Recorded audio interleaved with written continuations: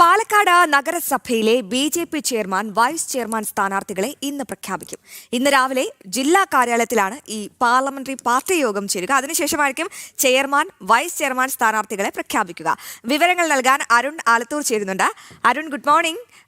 പാലക്കാട് എന്തായിരിക്കും ട്വിസ്റ്റ്? പാലക്കാട് ഏതൊക്കെ സ്ഥാനാർത്ഥികൾക്കായിരിക്കും മുൻതൂക്കം? ആരാകും അവിടെ മേയറാവുക?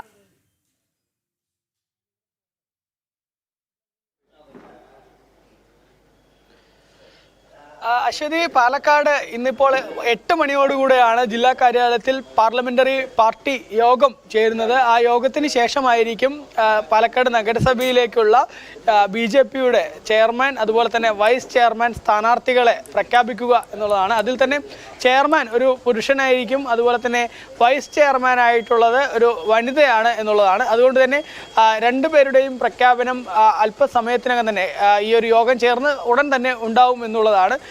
ഏതായാലും നിലവിൽ മുൻതൂക്കം എന്നുള്ളത് അത് പാലക്കാട് നഗരസഭ ചെയർമാനായിട്ട് പരിഗണിക്കുന്നത് പി സ്മിതേഷ് എന്ന ബി.ജെ.പിയുടെ ജില്ലാ ജനറൽ സെക്രട്ടറിയും അതുപോലെ തന്നെ കഴിഞ്ഞ ഭരണസമിതിയിലെ ആരോഗ്യ കാര്യ സ്റ്റാൻഡിംഗ് കമ്മിറ്റി ചെയർമാനുമായിരുന്ന വ്യക്തിക്കാണ് മുൻഗണന, അല്ലെങ്കിൽ ഇപ്പോൾ അദ്ദേഹത്തിൻ്റെ പേരായിരിക്കും പ്രഖ്യാപിക്കുക എന്നുള്ളതാണ് നമുക്ക് ഇപ്പോൾ ലഭിക്കുന്ന സൂചന.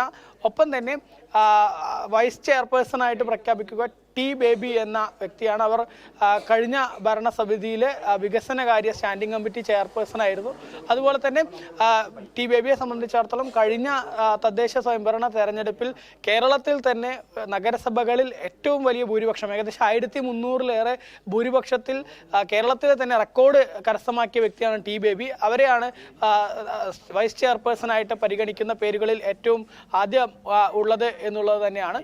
അതേസമയം തന്നെ പാലക്കാട് നഗരസഭയിലെ മുൻ വൈസ് ചെയർമാനായിരുന്ന ഇ കൃഷ്ണദാസിൻ്റെ പേരും പരിഗണനയിലുണ്ട് ചെയർമാൻ സ്ഥാനത്തേക്ക്. അതുപോലെ തന്നെ വൈസ് ചെയർപേഴ്സൺ സ്ഥാനത്തേക്കും മറ്റ് പേരുകളും ഉയർന്നു കേൾക്കുന്നുണ്ട്. നിലവിൽ മുൻഗണന നേരത്തെ പറഞ്ഞ ഈ 2 പേരുകൾക്കാണ് എന്നുള്ള വിവരം തന്നെയാണ് ലഭിക്കുന്നത്. ഏതായാലും പ്രഖ്യാപനത്തോടു കൂടെ മാത്രമേ നമുക്കറിയാം. ബി.ജെ.പിയുടെ കാര്യത്തിലൊന്നും പറയാൻ പറ്റില്ല, കാരണം എപ്പോഴും ഒരു സസ്പെൻസ് നിലനിർത്തിക്കൊണ്ടാണ് ഈ ഇത്തരത്തിലുള്ള ചെയർമാൻ ആണെങ്കിലും അതല്ലെങ്കിൽ വൈസ് ചെയർപേഴ്സൺ സ്ഥാനാർത്ഥികളെയൊക്കെ ആണെങ്കിലും പ്രഖ്യാപിക്കുക എപ്പോഴും ഒരു സസ്പെൻസ് നിലനിർത്തിക്കൊണ്ടായിരിക്കും. നിലവിൽ ഉയർന്നു കേൾക്കുന്ന ഈ പേരുകൾ ഇത് രണ്ടും തന്നെയാണ്.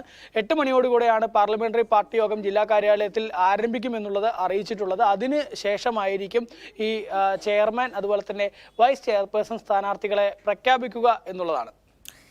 ശരി അരുൺ, കാര്യങ്ങൾ വ്യക്തമാണ്. അങ്ങനെ പാലക്കാടും പാർലമെന്ററി പാർട്ടി യോഗത്തിന് ശേഷം അവിടെയും മേയർ സ്ഥാനാർത്ഥികളെ പ്രഖ്യാപിക്കുമെന്നാണ് ഞങ്ങളുടെ പ്രതിനിധി അരുൺ പ്രേക്ഷകരിലേക്ക് എത്തിച്ച വിവരം.